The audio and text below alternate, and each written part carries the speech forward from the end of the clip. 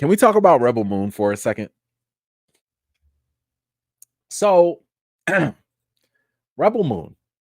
This was Zack Snyder's baby, right? This has been his dream.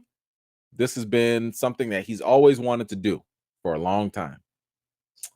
And he got this opportunity with Netflix to let him cook. So, Netflix let him cook. There was no studio interference. There was no, listen, at this point, they came to him. He agreed and all that.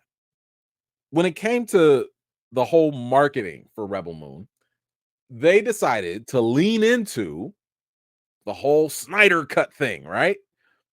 Which, of course, the Snyder Cut was, I would say, a more organic and authentic thing because there was legitimate complications with WB. They interfered with his movie. They didn't get his vision out. It was absolutely problematic, and it was unfair to Zack Snyder at that point. So for him to finally get his vision out, for them to finally release the Snyder Cut for Justice League, that was warranted. It was cool. It was a good win for him. It was fine. It was shout out to the fans that loved it. All good. But Rebel Moon was a different story because Rebel Moon was a fresh, clean start for Zack Snyder.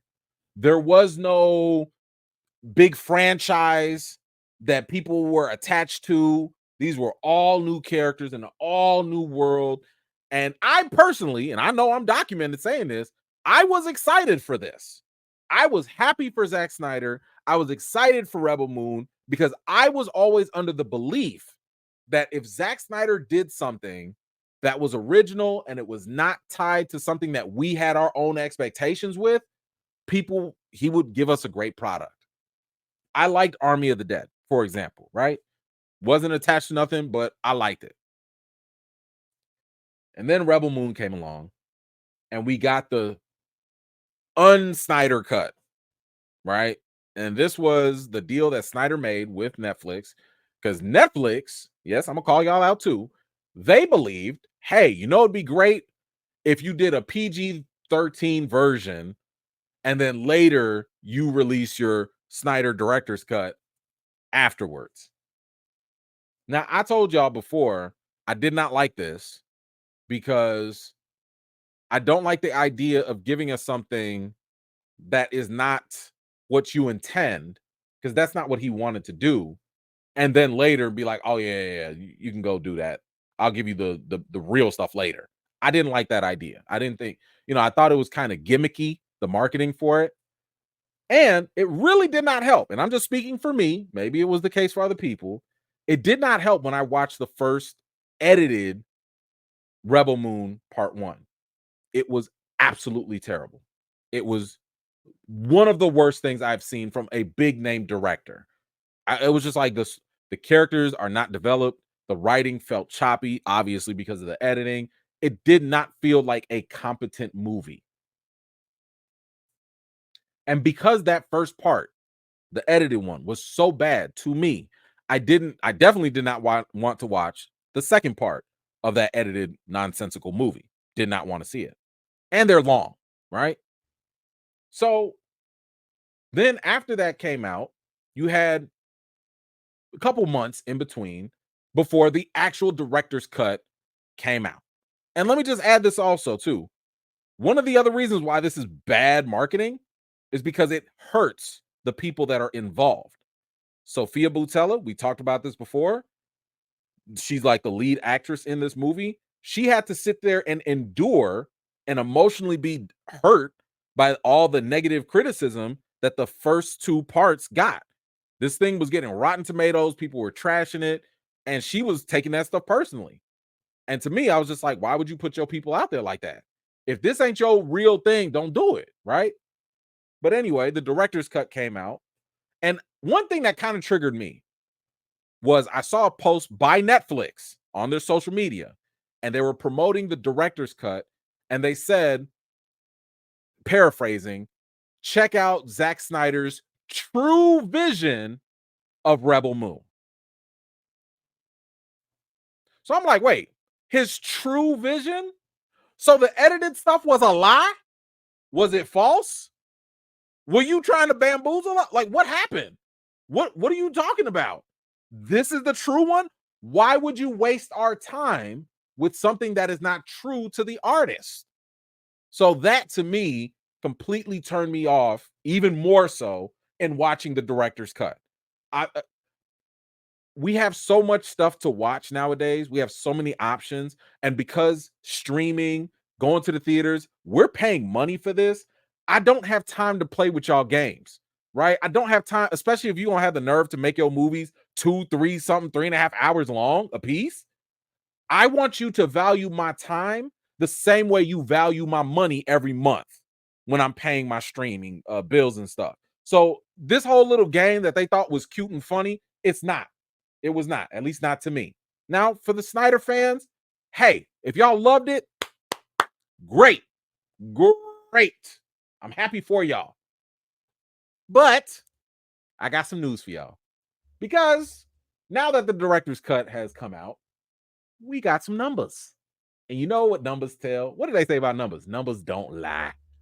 So let's kind of go through some of these little updates here about what the numbers were saying for Rebel Moon. Says here, Saving Bikini Bottom. That was the little SpongeBob movie. The Sandy Cheeks movie was the top spot with 12.8 million views for its opening 3 days. What's that got to do with Rebel Moon? Well, hold on.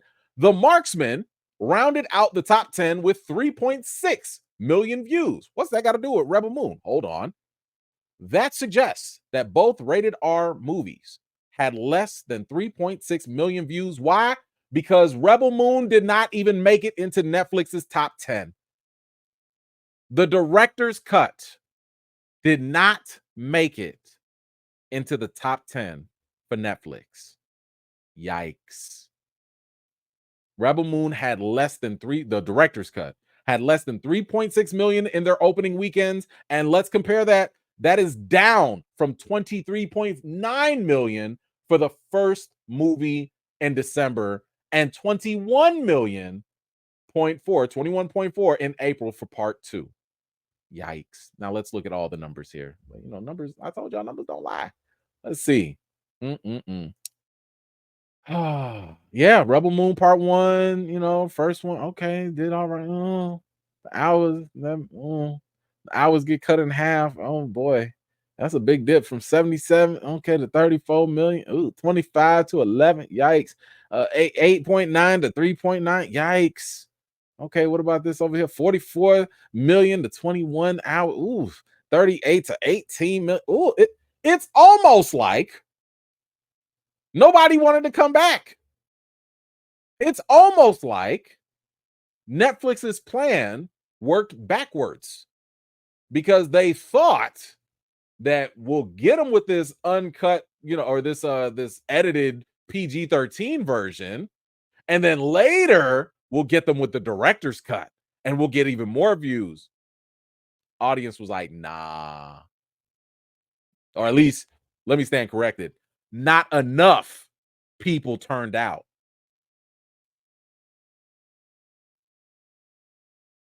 What do they say? Play stupid games, win stupid prizes. Again, hey, if you loved it, that's great for them Snyder fans, but guess what? This is still a business. Zack Snyder, just like any other artist, and I get it, they might only want to make things for their fans. That's not a winning formula in Hollywood. Catering to your hardcore audience is not how you stay successful. This is the same argument even that has to get applied to Marvel Studios. Marvel Studios don't care about y'all comic fans. I mean, they do, but they're not like, yo, how can we get the comic fans and get butts in seats? Because they know you're going to show up. They know every single comic book fan is going to show up. Even if y'all sit here and say y'all don't like MCU, y'all don't like Marvel, y'all still going to watch. The real catch is everybody else. The real catch are the other outside groups that are not the main hardcore folks. So Snyder fans, you can love Snyder till death do you come and all that stuff. You can watch every single movie 5 times a day. Whatever. You can do all of that, and it won't matter if it does not appeal to a larger audience. Because as this article says, it's not likely that Rebel Moon is going to continue now. Why would Netflix invest more money into a sinking ship when the numbers literally drop off? We've seen shows that have had more views still get canceled than this. So I feel bad for the people that really had a lot of hope into this franchise. Like I said, I was optimistic. I gave it I gave it a chance. I did give it a chance. And matter of fact, I'll still say this for the record. I'm still gonna look forward to something else Zack Snyder does in the future. I don't want nothing else Rebel Moon. No, thank you. He does have an animated series coming out. It looks like it's like a Greek gods fighting thing. I will check that out. I will check that out because I'm always willing to give you guys another shot. I'll give him another shot. But this Rebel Moon, bro, it's a wrap. The dream is over. Give it up. It's dead. Okay. Like, if you can't get the people in, I don't know what to tell you. But I don't know. You guys let me know. What did you think about these interesting numbers about the director's cut and the viewership going down? The fact that it can barely even make Netflix's top 10, which, by the way, it's not that hard for something new to make it on the Netflix like that. It's not that hard. But y'all let me know what you think in the comments down below. Did you watch it, by the way? Did you watch Rebel Moon part 1, part 2 PG, and then part 1, part 2 uncut? Did it matter to you? Did you see a difference? Did you stay awake for all 18 hours? I forget how long it was. I don't know. But whatever you think, let me know in the comments down below. Thank you so much for watching. This was just a segment of one of my live chats, and if you're interested in joining in on the next one, be sure to subscribe and turn on your notifications for more. I've got more videos and reviews to do for you all, and until next time, I'll see you all later.